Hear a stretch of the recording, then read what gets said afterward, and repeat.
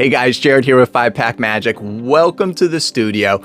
I am so excited to be doing this episode because in this episode, I'm going to help you guys understand everything you need to know about Pokemon cards, starting all the way back from base set all the way up to the current set, which is Brilliant Stars. I see a lot of questions online where people ask, what set does this come from? Or what rarity is this? Or is this a rare card? Is it an expensive card? I get a lot of people that message me that, or I get some parents that their children are getting into Pokemon and they want to know some of these answers, and they'll shoot me a message and I answer them. And it just made me think, man, I would love to do a video about this. So this video is going to be great for beginners and advanced people. Maybe you just start collecting within the past year, or maybe like me, you've been collecting since base set. So this episode is for everybody. I'm going to teach you, when you see a card, how do you know if it's something rare or if it's something not that rare? Now, first off, why should you listen to me? My name's Jared with 5-Pack Magic. I started 5-Pack Magic less than a year ago, which is pretty much my YouTube platform to entertain and share my collecting experience with everybody. But I've been collecting since I was a kid, probably like 12, 13 years old when base set first came out. And I've been pretty much collecting ever since. So got quite a bit of experience. I don't know everything, but I'm going to share everything that I do know with you guys. So the first thing I wanted to start off with is I get a lot of people that ask, what set did that card come from? Now, there's pretty much two kinds of answers with this, and I'm going to stick in English right now for this. There are Japanese cards out there which get a little bit more complicated with trying to narrow down what set it comes from, but there is an answer on the card. I don't have a lot of experience with Japanese cards, so another reason why I want to stick into English. But pretty much you have older cards, which would be from like a Wizards of the Coast era, which I'll grab a couple cards right now in front of me. So we do have a Ghastly here from base set and a Nidoran from jungle set. You'll have other sets like Fossil, Team Rocket. Here's a Fossil card right here for us, a first edition. But so first thing off is if the symbol is going to be in one of three places. It's going to be in the bottom left corner, which we don't have here. It's going to be in the bottom right corner, which we don't have, but we do have the Pokemon's number and rarity. Or it's going to be in the middle right side, which it is. This is a Fossil set. This is a Nidoran, not down there, not up here. It is up in the jungle location. And base set does not have a symbol. None in the bottom left, none in the bottom right, none over to the side. You can Google Pokemon card symbol, and there's a lot of websites that's going to bring up a chart. And so if you saw a card like this tentacle right here, and you see this Fossil set right there, and you go, that's a cool card, I want it. I want to look it up on eBay or, whatever platform you use to buy some cards from, and you want to know what set it's from. So go ahead and go to Google, pull up that chart, and you're going to look for a footprint of a Fossil, and you will realize this comes from the Fossil set. The other thing is, and since it's right here in front of me, is you'll notice it also has first edition on it. First edition stopped during Wizards of the Coast era. I don't remember exactly which set it is. Unfortunately, I did have that write that down, but because I'm so organized, I didn't bring the paper with me. But first edition all the way back from base set, jungle, and Team Rocket, all the ones where you're going to see the symbol over here in the middle right corner, there was a first edition symbol in the first run print. So when the company that was making the cards had their first run print, they had first edition on it. That does make them more rare. And then after the first print, they did not have them on there anymore. What is also called an unlimited set, the unlimited series. So that's first edition's Wizards of the Coast. Once we get outside of Wizards of the Coast time frame, there has been many sets since then. Like we'll take this set here, and we'll see that the symbol is in the bottom right corner, opposed to another card here where we can see the symbols in the bottom left corner. So that is another way of identifying where if you say, hey, that is the best Espeon card I've ever seen, I really want to look it up and learn more about it, you're going to look bottom left, bottom right, or mid right, and we will see right there, it's in the bottom right corner. You match it up on the set list and you'll see what set that comes from. So that is a very quick, easy way. once you've been dealing with cards a lot, especially when it comes to like the more current sets, like if we're in Brilliant Stars right now, we'll see right there, Brilliant Stars in the bottom left corner. And you kind of get used to seeing these symbols. I'll have a lot of people show me their collection and I'll be like, oh, that's cool. That's from Vivid Voltage. And they're like, wow, how did you know that? You like memorize all these cards? Nope, I saw the symbol in the bottom corner and it just let me know that that came from Vivid Voltage. So guys, that is a way to know what set did these come from. The next thing I want to talk about is identifying the rarity of the card that you have. Pokemon identifies the rarity of their cards with 3 different symbols. Inside here, we can see Tentacool in the bottom right corner, right next to its number, has a circle. That is common. We have Mr. Fuji here, and hopefully you can see it, but it is a diamond. It is a 4-point diamond. It is a uncommon. And on this Vespiquen, I know it's very hard to see sometimes on these cameras, but that is a star. Star being rare. So rare is going to be the most uncommon of cards to pull. As you can imagine, for rarity, it would be common, uncommon, rarity. I know it's kind of self-explained, but we're going to say it anyways to make sure we cover everything in this video. Now, there are some common and uncommon cards that are worth a little bit of money if you are curious about the value of cards, but rare and higher, and rare could be super rare, ultra rare, secret rares, and we're going to go into depth on that kind of stuff in a moment, but those will be worth more if you're curious about the value of the cards. The next thing I want to talk about is how rare is the card sitting in front of you. Now, I don't have to memorize every single card from every set to know that I might have something special when I open up a pack or if I'm doing a trade with somebody. In a situation, and we'll kind of take this slow, but if I see a card like this, even though I know this is going to be from Wizards of the Coast era, it's older, it doesn't stand out to me as being anything expensive because it is a pretty plain looking card. Now, that's not always the case, but this is just a little loose rule of thumb. Now, let's say we get to a card like Erica's Bellsprout. That might stand out as a little special to me. It's got an extra name on top of it. There's a picture down there. This is still a pretty common card. But then you get to the rare of the pack or the trade, and you see something like this holographic Gyarados. Yes, now we are starting to get into some more rare cards. A step up from there on between older and current sets might be something like an EX. And I know I have some GXs floating around here. Well, I do have this GX, but I'm not going to use it in the example. Okay, so I got Mewtwo EX. Hatterene V. So this is a more rare version of the regular holographic. This would be a step up. These cards in modern sets, modern being like Brilliant Stars is the newest set out there, might be valued at about $1 or $2. So then the next step from there would be seeing something like this guy here. This is a full art. And actually, I'm going to shift gears for a second just to make this make a little bit more sense down the road. Full art. How do you know if you pulled a full art card? So if you look really hard, you can see that there's a pretty bold line going all around the Pokemon. Full art doesn't necessarily mean the design is on the whole card, because it almost looks like the full design is on the whole card right here. But right here, where you get this thick outline around it, currently it's silver. In older sets, it was different colors, like this one is yellow and this one is red, but you'll see a lot in the common sets right now, the current sets, that they're a silver outline. That is what we call a full art card. As well, I believe they're all Vs. I don't think, well, I do know it's not common to find it, but like in Shining Fates, they did do full art Shining VMAXs, shiny cards like that. But for most of the time, you're going to see that a full art is going to be a V. Then the next thing from there is you will see rainbow cards. I believe they're called, if they're secret rares, I always get kind of torn up on that. It might be ultra rare or secret rare, because I know there's also gold cards, which we'll get into in a second, but they are rainbow. You can see the color change across. You do get that thick outline just like a full art card. But they are rainbow. They can be Pokemon, just like we see in Lapras and Calyrex here. They can be trainer cards as well. You see it says VMAX across the top, and we're also starting to see new V-Stars out there.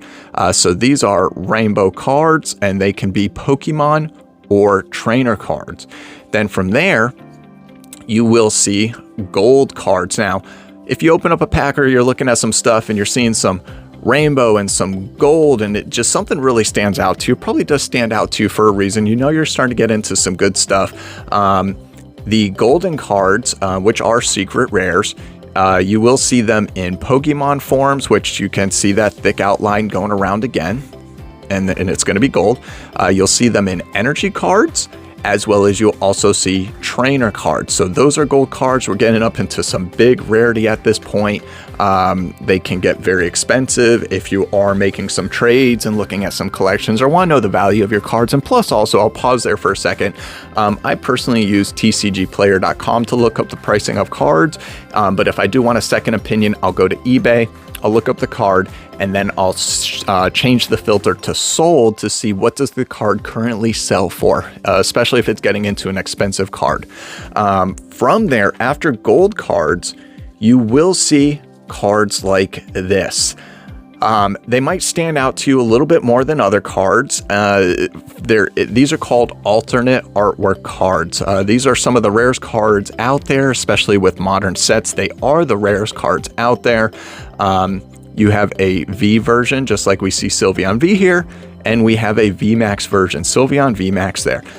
So the big thing that sticks out right away, if you pull one of these and you're a little curious, did I just pull an alternate artwork card? Number one, if it's a V, it's going to have a real pretty silver lining all the way around the card. So that's the first sign right there that yes, you did pull an alternate artwork card. And usually it's a full art where the art will go behind the writing and across the whole entire image, and it'll be something pretty unique. This is like an artist rendition of what Sylveon would be doing in a bakery store. Then the VMAX card. You can see the styling on this comes all the way to the edges. There is no silver background, but there are multiple Pokemon involved. We have Eevee right here. We got Eevee back there again. There's a Vaporeon. I gotta admit, I haven't really looked that hard at this card to see all the different Pokemon. But this is the VMAX. The artwork comes all the way to the edges. Multiple Pokemon on the card, and it is usually an artist version of, something really unique. So the Sylveon VMAX is a more rare version of a Sylveon V card, where the V might be sitting $30 to $50, and this VMAX is, I think, valued at around about $100. So that is a quick little trip through some cards. Also, I want to jump back for a second. I was telling you guys about full art Pokemon.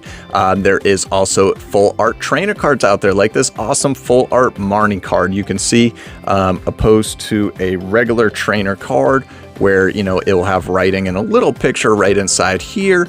It is obviously something different, usually silver border all the way around. So super cool. Trainer cards do have full art versions as well.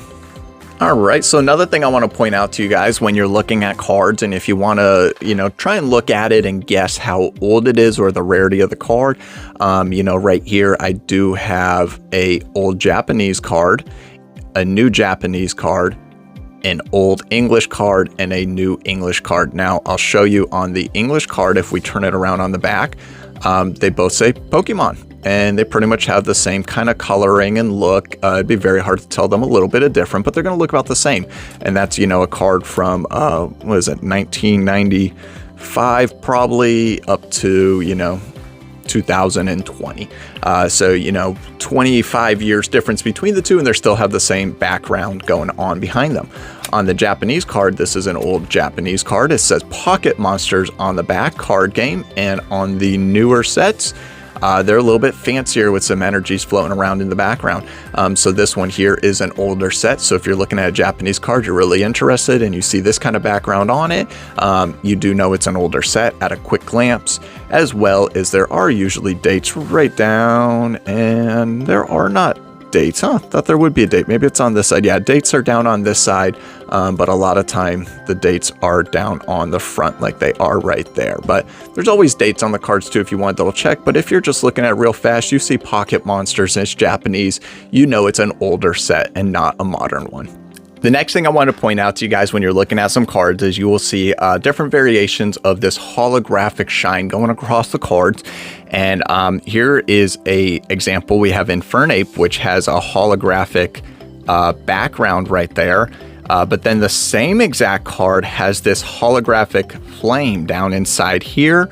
And then we have this card here, which looks a lot like a base set Dugong, which it's not. And the reason I know it's not is because if we look at the bottom left corner, bottom right, or mid right, we can see in the bottom right corner there is a modern stamp on it.